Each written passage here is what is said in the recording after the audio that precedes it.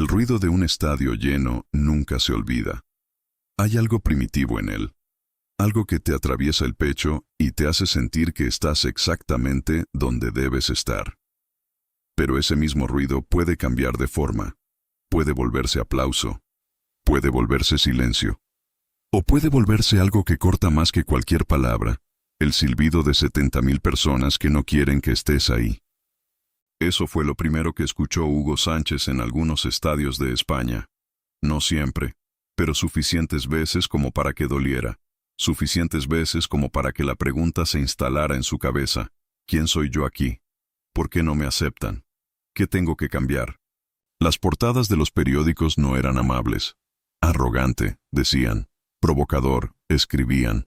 Demasiado show para la Liga Española, sentenciaban los analistas con esa seguridad que da el micrófono y quita la responsabilidad.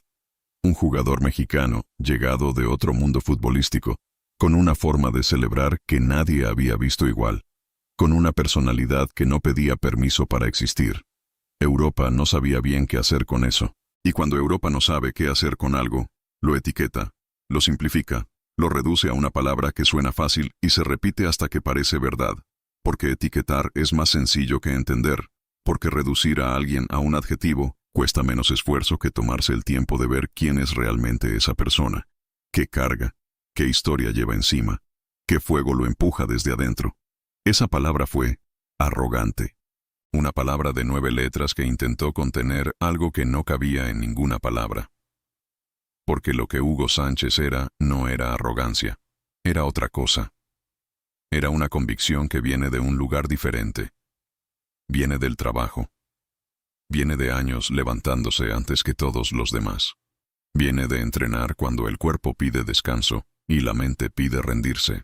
Viene de haberse mirado al espejo en los momentos más difíciles y haber decidido seguir.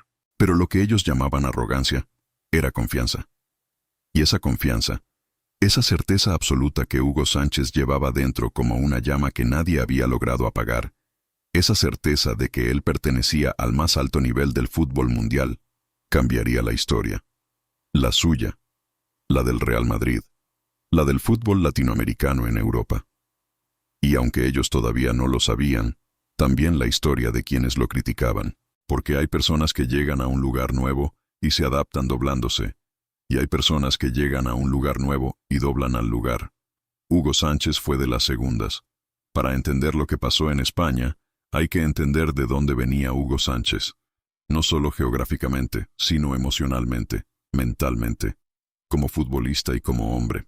Hugo Sánchez Márquez nació en Ciudad de México el 11 de julio de 1958. Creció en una familia donde el deporte no era un lujo ni un pasatiempo, era una forma de vida. Su padre, Héctor Sánchez, fue también jugador de fútbol. Su hermana, Cristina Sánchez, fue gimnasta olímpica. El deporte estaba en el ADN familiar. Pero más que el deporte en sí, estaba la mentalidad de quien quiere ser el mejor, de quien no entrena para participar, sino para dominar. Esa diferencia, entre participar y dominar, puede parecer sutil desde afuera, pero desde adentro lo cambia todo. Cambia cómo te preparas, cambia cómo entrenas, cambia cómo te relacionas con la presión, con el fracaso, con el éxito. Y cambia fundamentalmente cómo te ves a ti mismo cuando nadie te está mirando. Desde joven, Hugo fue diferente. Tenía algo que los entrenadores notan de inmediato y que es casi imposible enseñar. Una inteligencia para el movimiento que parecía instintiva. Un sentido del espacio dentro del área que lo hacía estar siempre en el lugar correcto en el momento exacto. No era magia. Era el resultado de una lectura del juego tan precisa, tan profunda, que procesaba en décimas de segundo lo que a otros les llevaba varios instantes. Y una capacidad para ejecutar técnicas de altísima dificultad, especialmente la chilena, con una naturalidad que hacía ver fácil lo que era extraordinariamente difícil. La chilena, para quien no es futbolista, puede parecer simplemente un movimiento espectacular. Pero es mucho más que eso. Requiere que el cuerpo se eleve, que la espalda esté casi paralela al suelo, que la pierna golpee en el momento exacto en que el balón alcanza la altura correcta, y todo eso en una fracción de segundo, con el campo moviéndose alrededor, con rivales intentando bloquearte y con decenas de miles de personas mirando. Hacerlo una vez es extraordinario. Hacerlo con regularidad, con precisión, en partidos decisivos, es otra categoría. Es lo que separa a los grandes jugadores de los jugadores históricos. Con la selección mexicana participó en los Juegos Olímpicos de Montreal en 1976. Tenía 17 años. 17 años y ya estaba compitiendo en el máximo nivel del deporte mundial. Eso no lo hace cualquiera. Eso solo lo hace alguien que lleva dentro algo especial. Y ese algo especial no es solo talento. Es capacidad para manejar la presión. Para no achicarse cuando el momento se agranda. Para crecer exactamente cuando el escenario más lo exige. Más tarde brilló en el UNAM Pumas. Se convirtió en ídolo nacional. Los aficionados mexicanos lo reconocían. Lo querían. Veían en él algo que los representaba, algo de lo que podían enorgullecerse. Y Hugo correspondía a ese amor con trabajo, con goles, con una entrega que nunca fue de menos del 100%. Pero Hugo sabía que quería más, que necesitaba medirse con los mejores del mundo, que México, con todo su amor y su identidad, no era suficiente para el tamaño de su ambición. Y esa ambición no era un defecto. Era la señal de alguien que sabe exactamente lo que tiene dentro y no está dispuesto a dejarlo sin usar. Y entonces llegó España. Primero el Atlético de Madrid, entre 1981 y 1985. 4 temporadas en las que fue construyendo su nombre, aprendiendo el fútbol europeo, adaptando su juego al ritmo de la Liga Española. No fue fácil. Nunca es fácil llegar a un continente nuevo con una historia diferente, un acento diferente, una forma de ver el fútbol diferente. La distancia cultural entre México y España, aunque los dos países comparten idioma, es enorme en muchos aspectos. La forma de relacionarse, de celebrar, de expresar las emociones, de entender el espacio personal y la intensidad emocional. Lo que en México es calidez, en España puede leerse como exceso. Lo que en México es expresividad natural, en España puede interpretarse como falta de contención. Pero Hugo no llegó a España para pasar desapercibido. Llegó a brillar. No pedía permiso para brillar. Y brillar tiene un costo cuando no eres de donde el brillo se espera. El problema no era su juego. El problema era su presencia. En los años 80, el fútbol europeo tenía sus códigos, sus formas, su manera de entender qué era correcto y qué no dentro del campo. Los jugadores marcaban un gol, levantaban el puño, recibían los abrazos de los compañeros y continuaban. Sobriedad. Contención. La celebración era algo discreto, casi una incomodidad que había que resolver rápido para volver al juego. Como si la alegría fuera una debilidad, como si mostrar que te importa, que sientes, que vives lo que estás haciendo, fuera señal de que no eres suficientemente profesional. Hugo Sánchez celebraba diferente. Cuando marcaba un gol, el estadio lo sabía de inmediato. No por el grito del narrador, sino por él, por su cuerpo. Porque Hugo Sánchez no guardaba la alegría, la liberaba. La voltereta que se convirtió en su sello personal no era un gesto calculado para provocar. No había estrategia en ella. No había intención de molestar a los rivales, ni de presumir ante el público. Era la expresión física de algo que no cabía dentro. Era el cuerpo haciendo lo que el alma le pedía, explotar de felicidad. Era la respuesta natural de un hombre que desde niño había soñado con estar exactamente ahí, en ese lugar, marcando ese gol, y que cuando lo lograba no podía y no quería fingir que era algo ordinario. Pero en España eso se leyó diferente.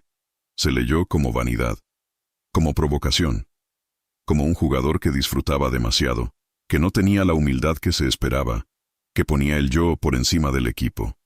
Europa no estaba acostumbrada a ese estilo. Y cuando algo no encaja en el molde esperado, la primera reacción no es preguntarse si el molde está equivocado.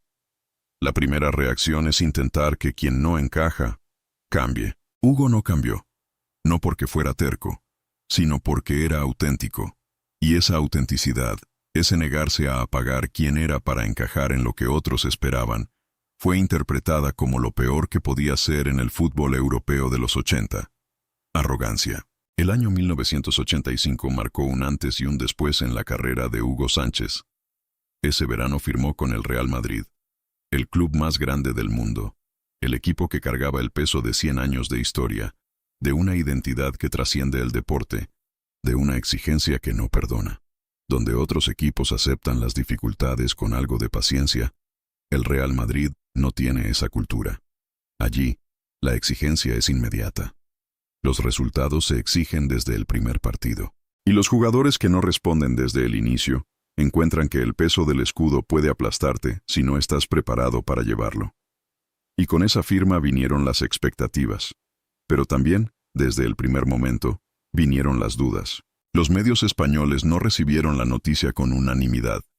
Había quienes reconocían su talento, sí. Quien había visto sus temporadas en el Atlético sabía perfectamente de lo que era capaz. Pero había otra corriente, más potente al principio, que miraba con escepticismo esa contratación. Un jugador mexicano en el Real Madrid, como figura, en una época en que el fútbol latinoamericano tenía mucho menos prestigio en Europa del que tiene hoy. En una época en que los jugadores de ese lado del mundo llegaban a Europa como curiosidades, como complementos, como nombres que daban color al plantel, pero rara vez como los hombres sobre los que se construía el equipo. Las preguntas que flotaban en el ambiente eran crueles, aunque rara vez se dijeran en voz alta. ¿Está a ese nivel? ¿Puede con la presión del Bernabéu? ¿No es demasiado para alguien que viene de donde viene? Y sobre todo, la pregunta que más dolía porque no era sobre fútbol, sino sobre identidad. ¿Pertenece aquí? Hugo lo escuchaba. No siempre de forma directa, pero lo escuchaba en los tonos, en las preguntas de las entrevistas, en la forma en que algunos periodistas encuadraban sus declaraciones, buscando siempre el ángulo que lo hiciera ver excesivo, egocéntrico, fuera de lugar. Hay una habilidad específica que tienen ciertos medios para convertir cualquier cosa que diga alguien con el que no simpatizan en evidencia de sus supuestos defectos. Si dices que confías en ti mismo, eres arrogante. Si dices que el equipo ganará, eres vanidoso. Si dices que cometiste un error pero lo corregirás, eres incapaz de aceptar la crítica. No hay respuesta correcta dentro de ese sistema, porque el sistema no busca la verdad, busca la confirmación de lo que ya decidió que eres. Hubo un momento, al inicio de su etapa en el Madrid, en que un periodista le preguntó sin rodeos si no creía que su forma de celebrar era una falta de respeto hacia los rivales. Hugo respondió con claridad que celebrar un gol no era faltarle el respeto a nadie, que el fútbol era emoción y él no podía ni quería fingir que no la sentía, que si alguien interpretaba su alegría como arrogancia, el problema no estaba en su celebración sino en la mirada de quien la observaba. Al día siguiente, los titulares no reprodujeron la reflexión, reprodujeron la parte que sonaba más provocadora. Así funciona el ruido mediático. No busca la verdad completa, busca el fragmento que enciende. El trozo de frase que sacado de contexto suena exactamente como lo que querían confirmar. Y así, semana a semana, fue construyéndose una narrativa. Un relato que tenía poca relación con quien era Hugo en realidad, pero que era perfecto para el consumo rápido. El mexicano soberbio que había llegado a la Liga Española creyéndose más de lo que era. Los analistas sumaban leña. Cuando Hugo fallaba un gol, era señal de sus limitaciones. Cuando lo metía, la celebración recibía más atención que el gol mismo. Cuando hablaba en entrevistas con la seguridad que le daba su trabajo, esa seguridad era reencuadrada como falta de modestia. Era una trampa perfecta, imposible de ganar desde afuera. Dentro del campo, la presión tampoco era menor. Algunos rivales habían aprendido que provocarlo verbalmente podía desestabilizarlo. Que si le decían las palabras correctas en el momento justo, podían sacar al Hugo emocional en lugar del Hugo clínico. Había marcajes más duros, entradas más violentas. En esa época el fútbol era más físico, los árbitros dejaban correr más. Y hay quienes creen, y no sin fundamento, que a Hugo le pitaron fuera de juego en situaciones donde el beneficio de la duda no le fue dado, que algunas decisiones arbitrales en partidos importantes cayeron del lado equivocado, con una frecuencia que no podía ser solo coincidencia. Pero Hugo seguía. Porque Hugo siempre seguía. En España, si sonríes demasiado, te llaman arrogante. Esa era la realidad que enfrentaba cada semana. No importaba lo que hiciera. No importaba cuánto corriera, cuánto trabajara, cuántos goles metiera. La etiqueta ya estaba puesta. Y las etiquetas, una vez pegadas por suficientes voces, se convierten en verdad para quienes no miran con sus propios ojos, para quienes forman su opinión a partir de lo que leen en los periódicos y escuchan en la radio, para quienes no tienen acceso al Hugo que entrenaba antes que todos, al Hugo que se quedaba después, al Hugo que exigía más de sí mismo que cualquier entrenador podía exigirle. Pero lo más duro no era lo externo, lo más duro era lo interno.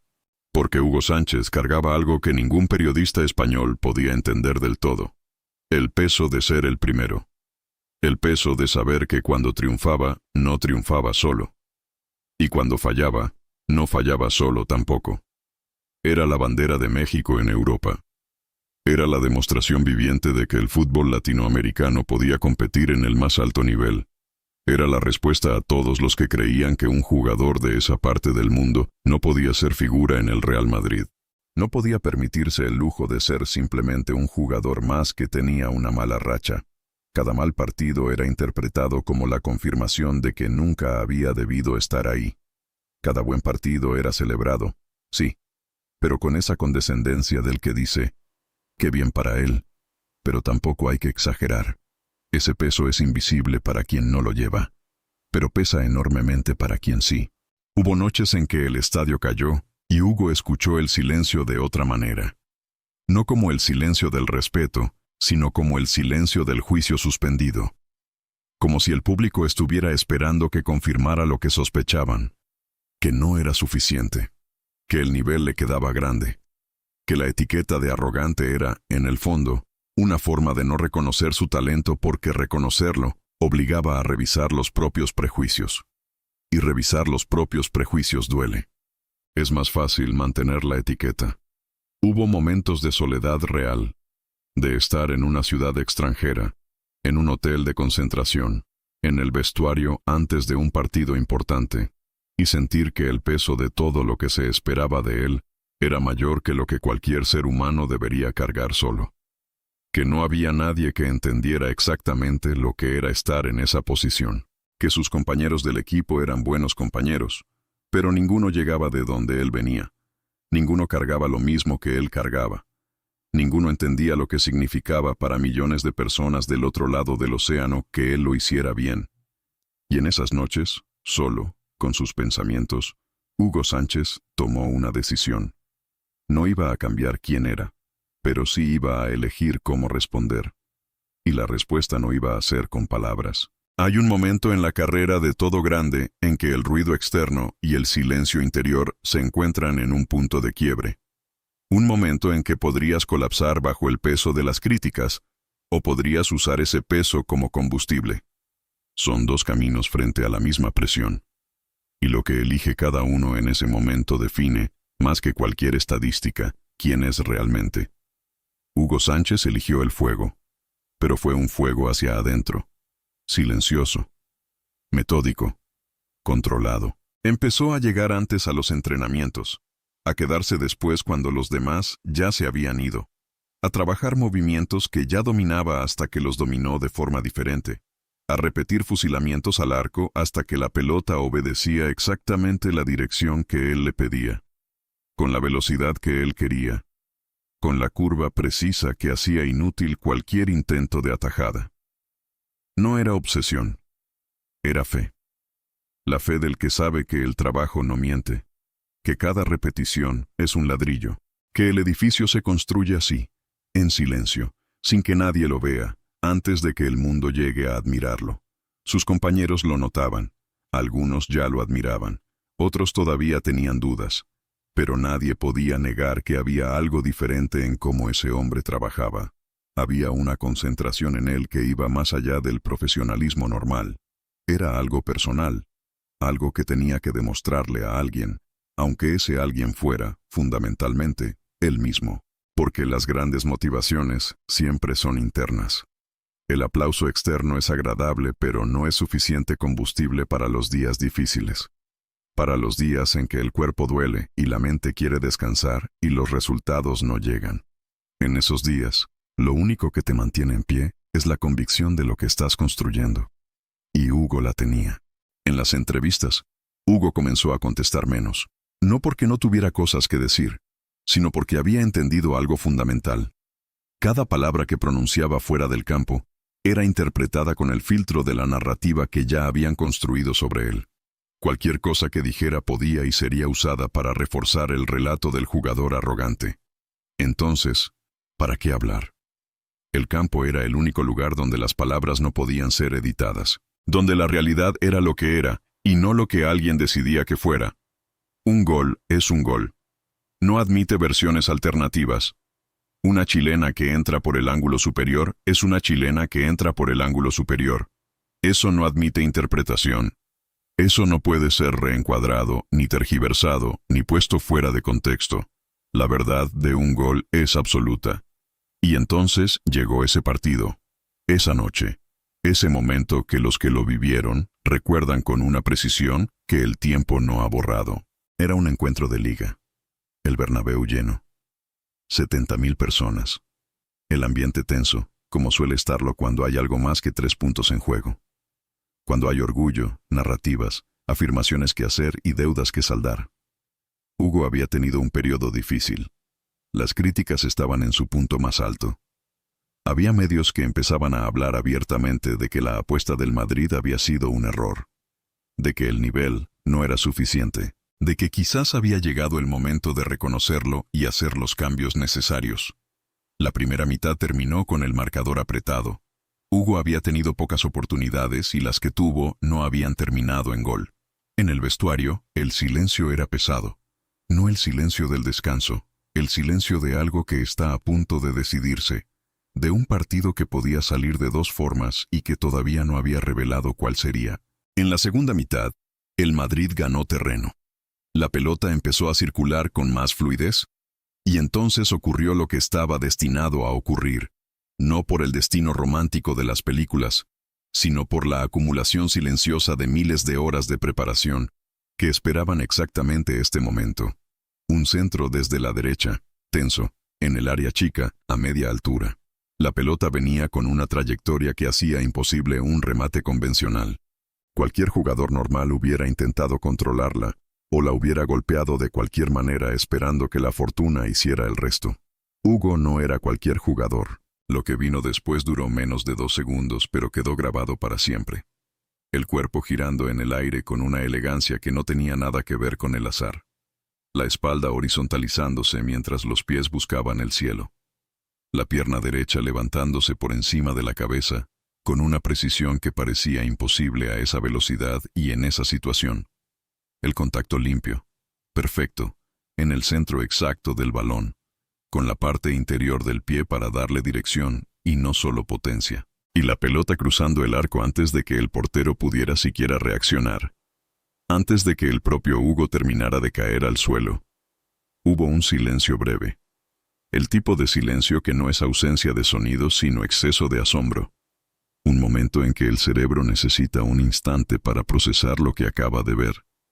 Para confirmar que sí, que eso ocurrió, que no fue una ilusión, que el balón está en el fondo de la red, y que la forma en que llegó ahí fue exactamente lo que parece. Y después, la explosión.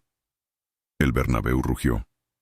No con la cortesía del reconocimiento, con la entrega total del que acaba de presenciar algo que sabe que no va a olvidar. Con la generosidad del público cuando el fútbol lo supera a él mismo, y lo lleva a un lugar que trasciende los bandos y las lealtades. Hugo corrió hacia la esquina, hizo la voltereta, y por un instante todo lo que se había escrito, todo lo que se había dicho, todo el peso de las críticas y las dudas quedó suspendido en el aire junto con su cuerpo. No gritó contra la prensa, no respondió en entrevistas. Respondió donde más dolía, en el marcador. Y a partir de ese momento, algo cambió, no de golpe, no de la noche a la mañana, pero cambió. Porque los goles tienen una elocuencia que los titulares no pueden borrar. Porque cuando el talento es suficientemente grande, y la convicción suficientemente profunda, llega el momento en que la realidad simplemente no puede seguir siendo ignorada. Y la realidad, en ese caso, era que Hugo Sánchez era extraordinario. Lo que siguió en la carrera de Hugo Sánchez con el Real Madrid fue una de las épocas más brillantes que cualquier delantero haya conocido en la historia de la Liga Española. No estamos hablando de buenas temporadas, Estamos hablando de dominio, de una hegemonía goleadora que obligó a los más escépticos a guardar silencio, porque el silencio era lo único que quedaba cuando los números hablaban tan alto. Temporada tras temporada, Hugo Sánchez no solo marcó goles, los marcó de todas las formas imaginables, de cabeza y de zurda, de derecha y de chilena, desde dentro del área y desde la distancia, en partidos decisivos y en clásicos que definían campeonatos. Cada gol era diferente, cada celebración también, pero había algo que se repetía, esa confianza absoluta con la que encaraba cada situación dentro del campo, esa certeza de que el gol iba a entrar porque él así lo decidía. Las chilenas se volvieron su marca registrada en España, no porque fueran su único recurso, sino porque eran la síntesis más perfecta de todo lo que era como futbolista. El movimiento acrobático que requiere una coordinación, una valentía y una precisión técnica que muy pocos jugadores en la historia del fútbol han podido ejecutar con regularidad. No era suerte, no era azar, era el resultado de miles de horas de trabajo, de un cuerpo entrenado hasta el límite de su posibilidad, de una mente que no reconocía el concepto de imposible dentro de un campo de fútbol. Cada vez que el balón llegaba en esa trayectoria específica, en ese ángulo que para cualquier otro jugador era incómodo e irresoluble, los aficionados empezaban a levantarse de sus asientos, porque ya sabían. Ya habían aprendido que lo que venía podía ser algo que ningún otro jugador del mundo podía hacer. Hubo partidos en que Hugo marcó 2-3 goles en la misma noche. Partidos en que el rival llegó con un plan específico para neutralizarlo, con marcajes dobles, con entradas tempranas, con instrucciones de no dejarle espacio ni tiempo. Y Hugo encontraba la manera de igual manera, porque cuando el talento es de ese nivel, los planes del rival son solo el punto de partida de la improvisación. La defensa se organiza según lo que conoce, pero Hugo hacía cosas que el adversario no conocía, que nadie había visto antes, que el propio Hugo inventaba en el momento porque el momento lo pedía. Los narradores empezaron a cambiar su discurso. Este es quizás uno de los cambios más significativos, porque los narradores son el espejo de la percepción pública. Cuando un narrador cambia la manera en que habla de un jugador, está reflejando un cambio en cómo el mundo lo ve. Y aquellos que antes hablaban del jugador mexicano con cierta condescendencia, con esa generosidad forzada de quien reconoce talento pero necesita recordarle al mundo de dónde viene, empezaron a hablar diferente.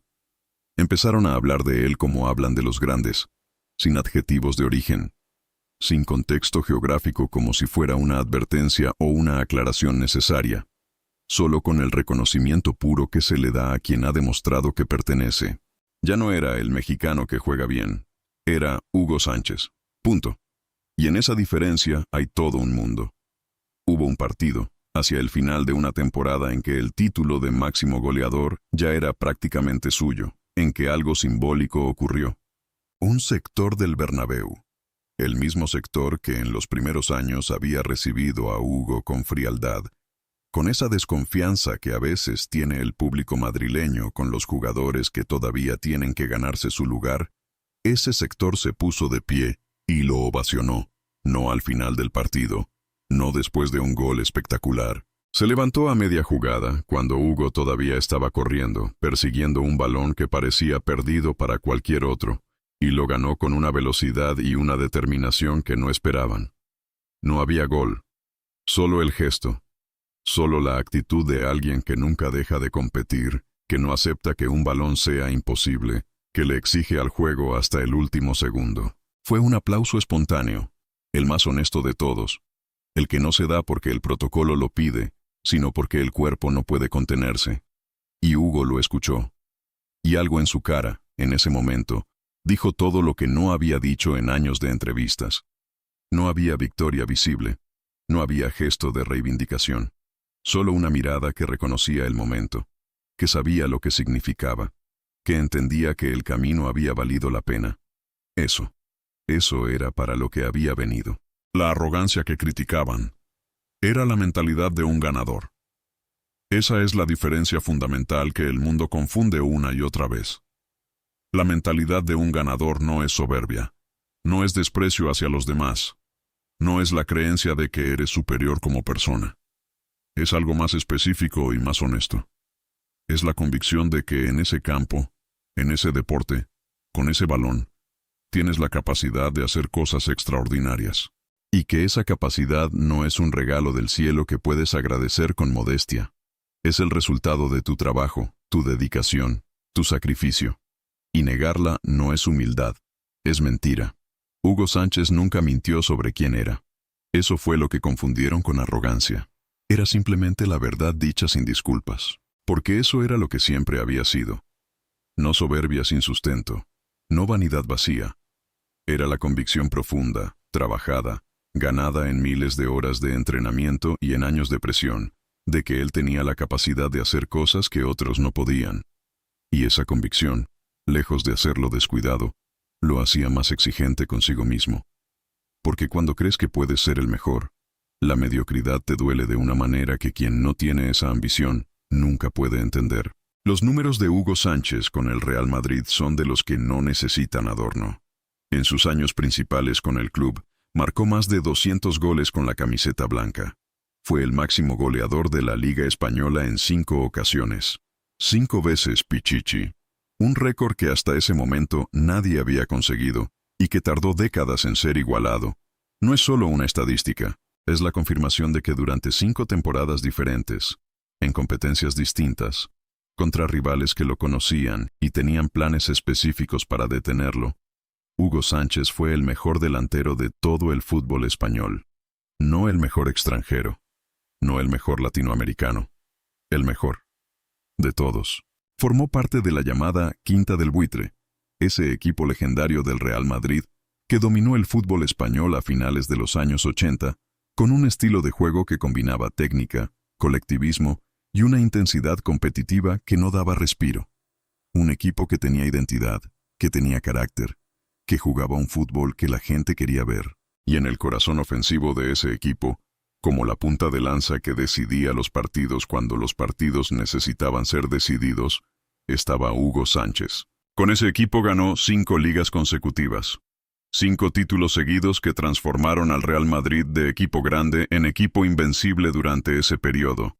Y en cada uno de esos títulos, Hugo fue el hombre que ponía el gol cuando el gol hacía falta. El jugador al que sus compañeros buscaban en los momentos de presión porque sabían que él no se iba a esconder. Que cuando más se necesitaba, más aparecía. El reconocimiento europeo tardó un poco más en llegar, porque en Europa siempre hay una resistencia adicional hacia los jugadores que no encajan en los arquetipos establecidos. Pero llegó, cuando los entrenadores de los equipos más grandes del continente empezaron a hablar de él con respeto genuino. Cuando los jugadores que habían sido sus rivales reconocieron en entrevistas que Hugo Sánchez había sido uno de los delanteros más difíciles de marcar que habían enfrentado en su carrera. Cuando los analistas que años antes lo habían reducido a una etiqueta empezaron a construir análisis completos de su juego, de su inteligencia dentro del área, de su capacidad para el movimiento sin balón, de cómo anticipaba las jugadas antes de que ocurrieran. El extranjero arrogante terminó siendo referencia. No solo para el Real Madrid, no solo para España, para toda América Latina, para todos los jugadores que vinieron después y que llegaron a Europa cargando el mismo peso que había cargado Hugo. La necesidad de demostrar que el talento no tiene pasaporte, que la excelencia no reconoce fronteras, que el fútbol, cuando se practica al nivel más alto, habla un idioma universal que no necesita traducción ni verificación de origen. Cada delantero latinoamericano que llegó a Europa después de Hugo Sánchez llegó a un mundo que ya tenía una referencia. Ya había un precedente. Ya había alguien que había demostrado que era posible, que se podía llegar al más alto nivel del fútbol europeo desde México, que el camino existía, que había sido recorrido, y que quien lo había recorrido primero lo había hecho no doblando la cabeza ante las críticas, sino levantándola más alto cada vez que alguien intentaba bajarla. Eso es lo que hace un pionero. No solo abre una puerta, derriba la pared que la bloqueaba. El legado de Hugo Sánchez no es solo estadístico. No son solo los goles, los títulos, los pichichis. El legado es una forma de estar en el mundo. Una manera de responder a la adversidad que trasciende el fútbol y se convierte en algo más amplio. En una lección sobre identidad, sobre autenticidad, sobre el precio que a veces hay que pagar por ser fiel a quien eres en un mundo que constantemente te pide que seas otra cosa. Un mundo que etiqueta con demasiada facilidad y entiende con demasiada lentitud. Un mundo que confunde la seguridad con la soberbia, porque no está acostumbrado a ver a alguien que realmente cree en sí mismo, sin excusarse por ello. Porque Hugo Sánchez pudo haber cambiado. Pudo haber apagado su personalidad para encajar mejor. Pudo haber celebrado con más discreción, hablado con más cautela, presentado una versión más suave de sí mismo que generara menos resistencia. Otros lo habrían hecho. Muchos lo han hecho. La presión para borrarte a ti mismo cuando estás fuera de tu lugar de origen es enorme. La tentación de volverse invisible, de pasar desapercibido, de no dar motivos para que te ataquen, es comprensible, es humana. No hay nada malo en querer que te dejen en paz. Pero Hugo eligió lo contrario. Y al elegir lo contrario, al mantenerse auténtico en el lugar más difícil y bajo la presión más intensa, hizo algo que va más allá del deporte. Demostró que la identidad no es negociable, que hay cosas que no deberían costar nada y que sin embargo cuestan todo, y que el precio vale la pena. Hoy, cuando se habla de los grandes extranjeros que han jugado en la Liga Española, el nombre de Hugo Sánchez aparece siempre, no como una curiosidad histórica, no como un dato de archivo, sino como un referente real, como alguien que cambió la percepción de lo que era posible, como una figura que dejó una huella que el tiempo no ha borrado, sino que ha profundizado, porque las huellas de los que realmente cambian algo se hacen más visibles con el paso de los años, no menos. Los que alguna vez escribieron arrogante en sus titulares tuvieron que elegir entre ignorar lo que estaba pasando o cambiar su narrativa, y la mayoría cambió, porque el fútbol, cuando se practica al nivel más alto, es más honesto que cualquier periodista. Los goles no mienten. Los títulos no se inventan. Los pichichis no se regalan. Y cuando alguien acumula suficiente evidencia irrefutable de su grandeza, la narrativa alternativa simplemente deja de tener sentido. Se cae sola. No necesita ser derribada.